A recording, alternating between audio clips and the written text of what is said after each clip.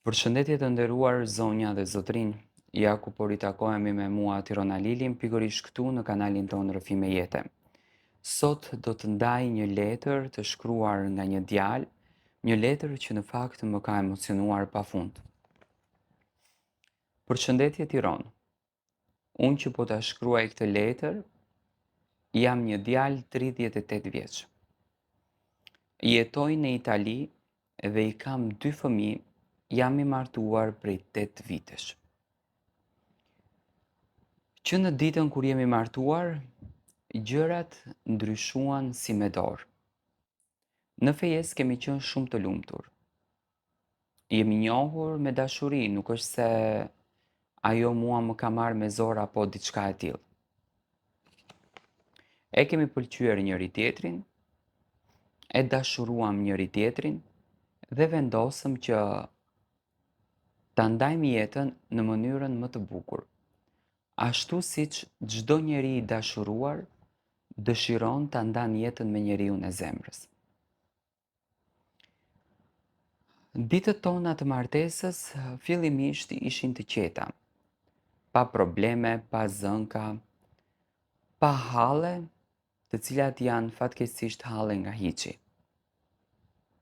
Por unë po mundohem masovikisht që ta kaloj këtë tension me qetësi, por e shikoj që nuk ka zgjidhje. Zënkat nisën në aspekte xhelozie.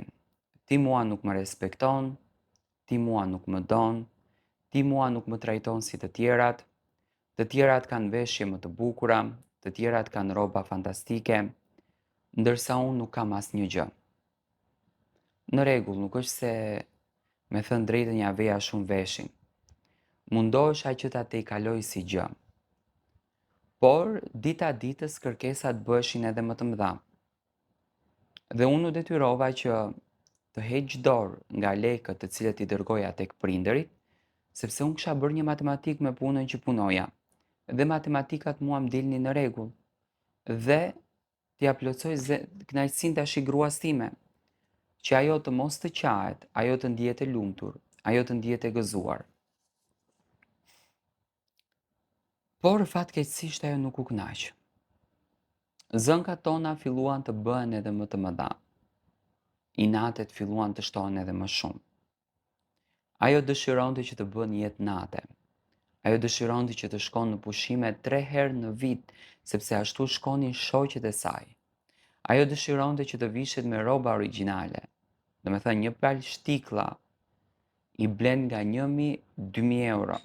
Një çantë e blen nga 500-600 euro. Një byzilike e blen nga 300-400 euro. Dhe ato në fund të ditës janë krejt pare. Tani e dëshiron të iPhone 17 Pro Max, telefoni më i fundi që ka dalë. Nuk hezitova, ja bleva 2.800 euro. Dhe plus më në fund prapë është e pakënaqur. Prindërit nuk mi donë, më thotë që ne jemi të ri, duhet të jetojmë jetën tonë, duhet të jetojmë të vetëm, nuk kemi pse të merremi me to, ne kemi të ardhmen tonë, ne kemi të ndriçuar jetën tonë. Fëmijët i ka bërë njësoj si vetja, ndërsa për mua as nuk janë ndjen fare. Tër ditën, nga mëngjesi që i dërgon fëmijët në shkollë, deri në pasdite që fëmijët kthehen, atë e ke në për qendra tregtare, në për shëtitje, do me thënë e jeton jetën jo si një grua që është në gurbet, që ka ikur për hall për të siguruar familjen, për t'i ndihmuar burrit të saj, që i shoqi të nxjerr veten në dritë, ajo po jeton jetën si kur të jetë në vendin e vet dhe nuk i bëhet vonë për asnjë gjë. Kam biseduar 2 herë me prindërit e saj, por siç duket edhe prindërit e kanë po të njëjtin mentalitet. Vajzat kanë lindur për qef, vajzën duhet ta mbash, gruan po se mbajte, ta merri arani. Kështu më thonë gjatë gjithë kohës dhe babai dhe nëna e saj, ndërsa gruaja ime më kërcënon me jetë që nëse unë nuk do të kujdesem për të, nëse unë nuk do ta mbaj atë si don ajo do ta bën të pamundurën të mundur, do të më turpëron në të gjithë dynjan dhe do të ma merr fytyrën. Dhe sinqerisht jam në një siklet të jashtëzakonshëm. Sinqerisht kam një dhimbje shpirtërore. Përse kjo grua sillet në këtë formë? Shpeshherë jam ulur e kam pyetur dhe më thot, unë dua të jetoj. Unë një jetë e kam dhe mua nuk më intereson a do të kenë bukë fëmija apo nuk do të kenë bukë fëmija. Unë kam të drejtën time.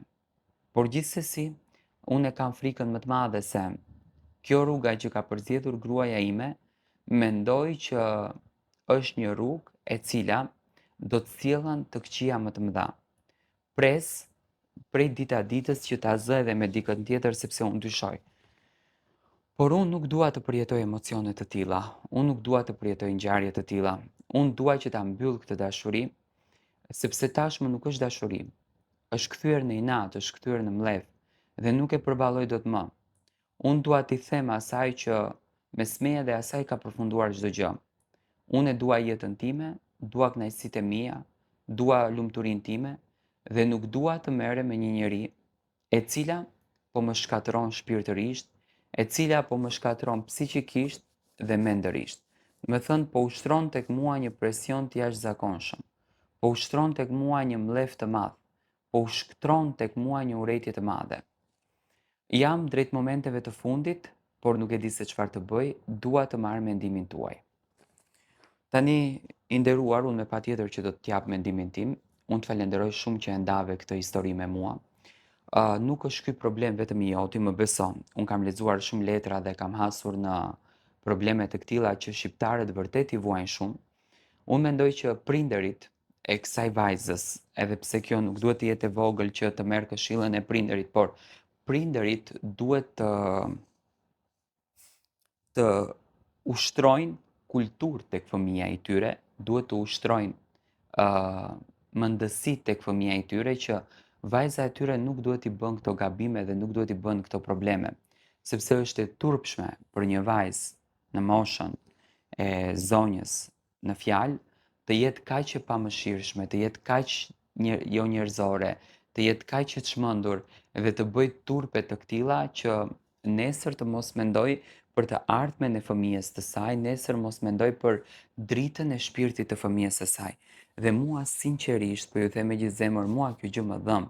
Më dhëm tek të gjithë shqiptarët që po kalojnë momente kaq të vështira.